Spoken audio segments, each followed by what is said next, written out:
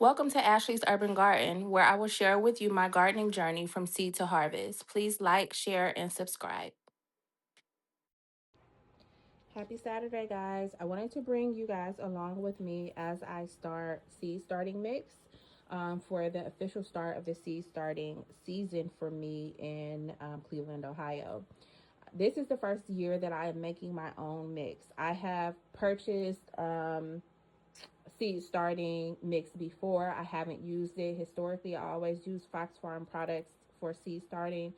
Specifically, I'll use Happy Frog, and more recently, I have tried to use the Bush Doctor Coco Loco from Fox Farm as well.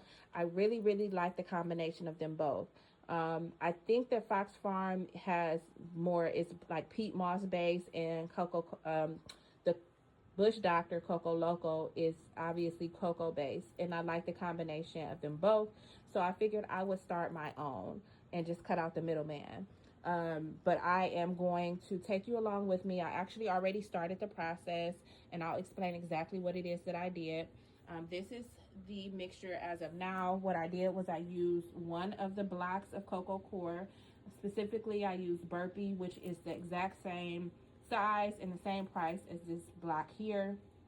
I also used 1/4 of this container of pure Canadian organic sphagnum peat moss. This is a 28-liter bag that is compressed. Again, I used 1/4 of that.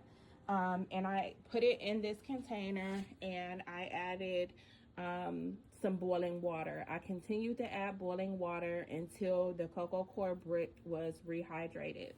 And this is where we are now. You can see the steam coming off of it.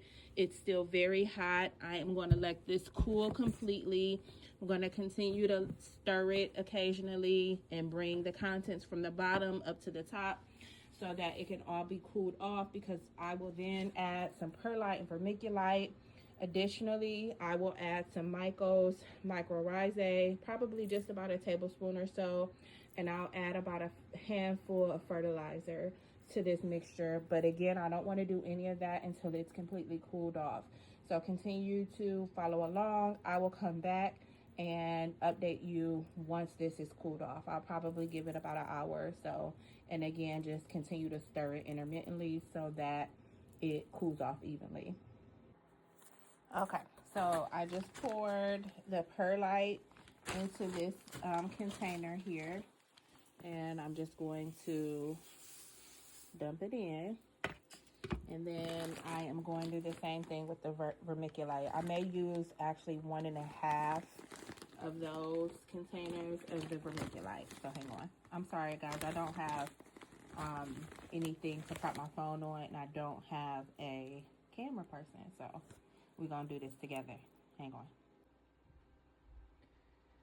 All right, so I did go ahead and add one of the containers full of vermiculite. I'm going to do another half one, but while I have you here, I kind of want to go over the benefits of perlite and vermiculite. The perlite helps improve soil structure, helps eliminate compacting, and improves drainage and aeration. The vermiculite aids in moisture retention specifically, and these are both sterile products. So like I said, I'm gonna take this container, and I'm gonna fill it halfway. I'm doing this with one hand. I'm gonna fill it halfway with vermiculite. So this is 1.5 of these, about.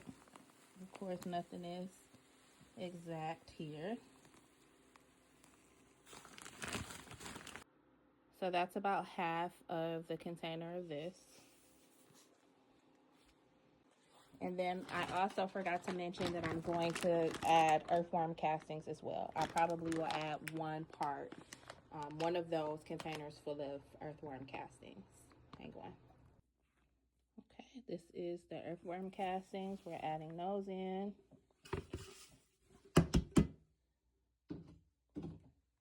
Okay, let's look at the earthworm castings. This can be used for indoors and outdoors. It helps improve plant growth.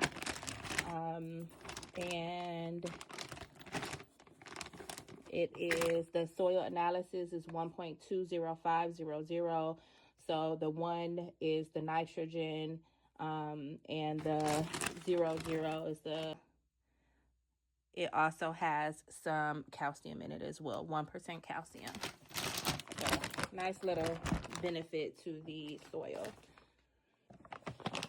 Okay, so I'm going to add the microrhizae. This is an organic root enhancer. It's good for vegetables, fruit, herbs, and flowers. And it comes with a little measuring cup in here. And again, I am going to add 1 of these tablespoons.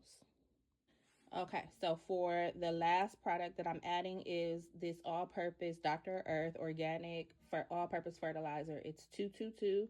I'm just going to add a handful. Hang on. And that should be enough. All right, so this is a little dusty, so you probably should use a mask. So now what I'm going to do is stir this all up. And then once it's all mixed in, I will come back and I'll show you the finished product. All right, guys, so my seed starting mix is completely mixed up. And it's really, really nice. I'm excited to get some seeds started. I am going to do the majority of my seeds starting next weekend. So this will be ready by then.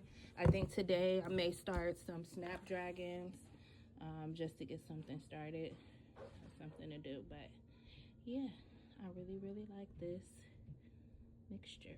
So I'll keep you guys updated on how it does, and I may even do a comparison between this and the Fox Farm. So I may try and start some seeds probably next weekend when I do my brassicas to do a comparison between the two.